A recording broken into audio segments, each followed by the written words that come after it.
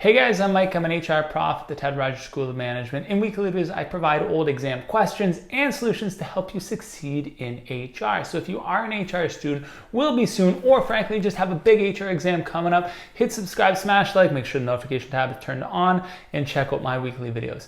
In this week's video, I'm going to provide two old exam questions related to employee benefits. And then I'll also give you the template, how to solve them. Here we go. Okay, so here are two old exam questions related to benefits. Make sure they're both on the same page. So there you go. If you want to pause your screen right now, try these questions, go for it. Okay, let's take a look at the first question. You are a manager at a growing startup app developer. You believe that an office environment is very important to the type of creative work you do. Okay, office environment, mention of creativity. Okay.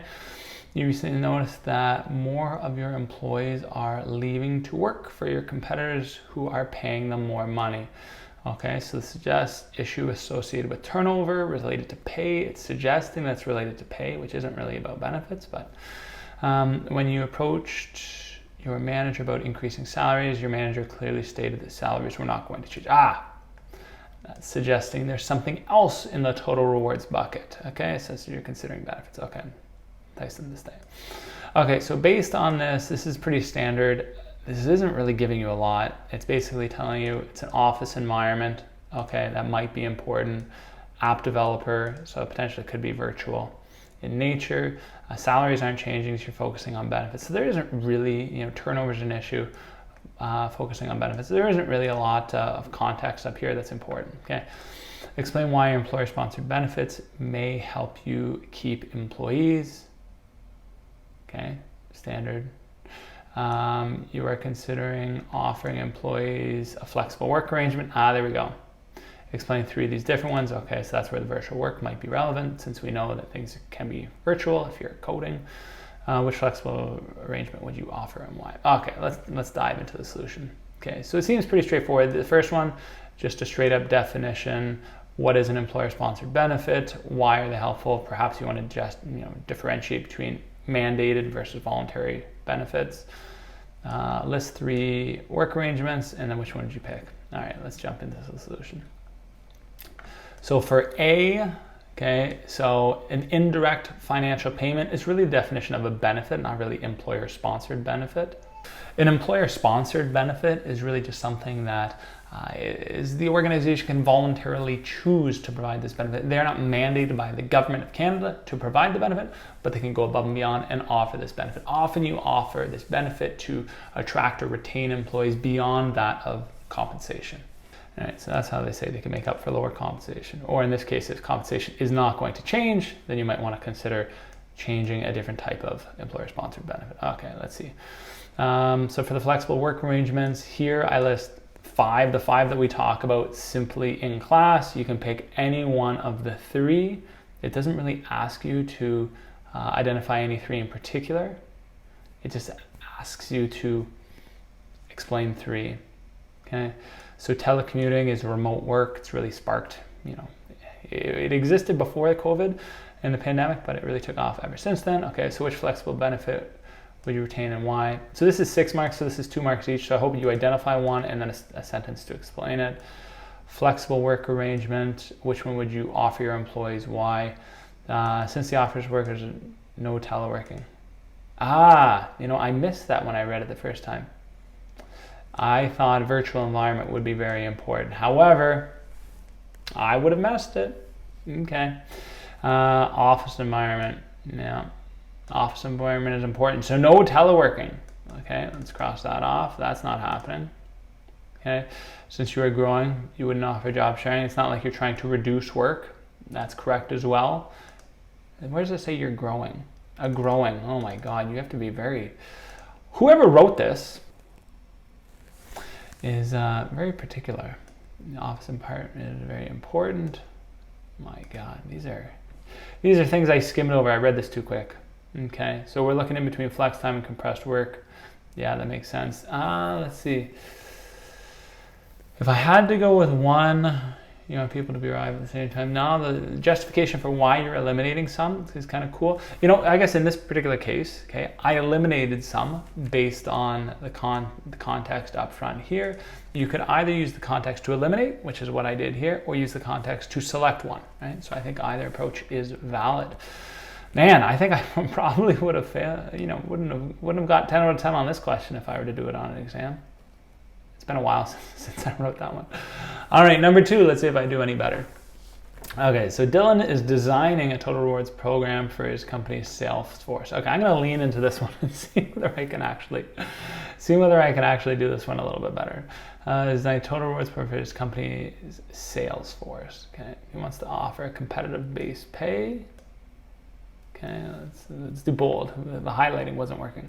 Plus a modest commission for sales over and above the minimum target. Okay, so we know with sales, we're gonna have a commission. Okay, cool. He also wants to have a generous dental and medical program as well as an attractive pension. So here are the benefits. He feels total rewards will motivate the force to maximize when you're, okay, so there's nothing that screams benefits, it screams total rewards, okay? 1 year after his program was implemented, have you know significant turnover and high performance? Please explain why this. Okay, so this one, you know, if we're talking about turnover and we're talking about high performers, and we know up front that we're talking about commission. Commission is the number one way to attract and retain high performers. So I suspect this is related to commission-based pay. However, based on question 1, I was wrong. So let's see how it goes. What can Dylan do to increase the retention of high performers if he can't pay his employees more? So if you can't pay your employees more, then offer a different, well, there's 2 things you can do. You can either decrease base pay and increase commission, right, which would be a good thing in line with that, or you try to do something related to the benefits. However, high performers and benefits, I'd probably say it's related to decreasing base pay and increasing commission. Okay. So this isn't really about benefits at all. It's more about compensation, but let's see. After further analysis, Dylan notices that only a segment of his high performers are leaving. Okay. Explains that his younger high performers are leaving, whereas the older high performers are staying. He thinks the discrepancy in turnover due to the overvalue of the pension. Okay, finally we have it. So this is why I added this. Part C. This is the pension piece that you have to think about. What should Dylan do next? In my view, which is known to be wrong, there's 2 types of workers. Okay, some value this particular benefit and others don't. I guess in one case, it's like, what do you do next? Well, it's like, well, which group is more important? Which do you value more? And can you keep both, right? By offering a different type of benefit that would attract the one who is not currently attracted to the pensions? Or do you see which group is more important to you and really lean into that group and offer benefits that attract them? All right, let's see what Mike from 4 years ago said. He's an interesting guy, that Mike from 4 years ago. Okay, so 1 year, please explain why this is happening. I'm hoping they can identify 2, but I can answer clearly. Possible answers. Commission, look at that, perfect. It's always related to the commission. Anytime we're talking about high performers and sales, I knew that. It's as if I wrote this question. Commission is too modest, too low. Yeah. So again, anytime we're talking about high performers, it's always about commission if your issue is related to retention or attraction. Okay, you're really trying to increase commission because commission is like highly attractive. It's really sought after by high performers because high performers can make more money if the commission is higher. You only get a commission if you're above the target. Yeah, so those low performers in the sales, they wouldn't get a high commission because if they don't even meet the target, so from an organizational perspective, you'd be saving money because some sales wouldn't meet the target, so they don't get any commission. So you'd be saving that amount of money that you would be paying employees, and you could give that to the high performers who are going above and beyond. Target might be too high. Okay, so in that case, it's the idea that if the target is unreachable, right, you wouldn't even be attracting high performance because only like a 1%, 2% of the high performance could get it, versus other high performers would just miss out. So yes, all those are possible reasons. All those are possible reasons. Three marks for that. I must have been mean this year, only hoping they identified 2 of the 3 that we talked about in class, but okay. Part B, what can Dylan do to increase the high performance? if you can't pay his employees. Okay, there we go. So I'm suspecting lower the base pay, yeah. Yeah, so there we go. So decrease base pay, increase commission, that is a home run. So you're decreasing the base pay, so you're not actually paying your employees more in terms of like, it's referred to as total target cash. Okay, so it's the idea of base pay plus commission, right? So if you're decreasing the amount that people pay in base pay, you're increasing the commission again, which would reward the high performers and not reward or disincentivize, if you will, the low performers who won't make as much. So you're not favoring the low performers, so they might go somewhere else, and you're favoring the high performers who are providing the most value to your organization. Okay, and the one thinking question, which is actually related to benefits, which is what we're supposed to be talking about here, is this question. Okay, so here I think there's some kind of conversation going on between which of these groups contributes more to your organization. Okay. I'm hoping they suggest at least two multiple options. Okay, so allow a flexible benefits program to appeal to both younger or older workers. Yes. Okay, so that is one option, absolutely. Flexible benefits program. So you appeal to something to the younger and the older workers, assuming that you can do that, right? Assuming you can do that, you could appeal to both.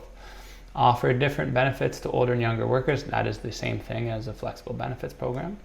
Perhaps of a pension can offer, yeah, okay, so this is, what would be even better in this particular case, so instead of me proposing a particular benefit, it would be to actually ask the employees, okay, hey, you know what, guys, older workers, you're valuing the pensions, younger workers, you don't value the pensions as much, what do you want? And actually ask them, who knew, who would think if you ask somebody that they would tell you what they want. That would be a better solution than to just give a random other benefit. Determine who provides more value. There we go. That is what I really wanted. I think this is actually the best answer, to be honest. Okay, who provides the best value to the organization? And that is the group you should be focusing on. Don't just try to appease everybody, because you're gonna, when you try to satisfy, rule of thumb number one, if you try to satisfy everybody, you're not gonna satisfy anybody, right? Little life lesson for you. So to figure out, okay, who provides more value to the organization? Is it the older workers or the younger workers? And lean into that group in particular. If we're finding, hey, these older workers are the ones providing the most value to the organization, you know what? Screw those younger workers, focus on the older workers, try to do everything you can to retain them, right? However, at the same time, the younger workers are the future of the organization, so you don't really want to screw them too much, but just enough to ensure that you don't lose any of those older workers, if that is in fact the case. All right, guys, that's it. That is my video on employee benefits. If you found this video helpful or want to learn more tips on how to succeed in HR exams, hit subscribe, smash like, make sure the notification tab is turned on, and check out my video next week.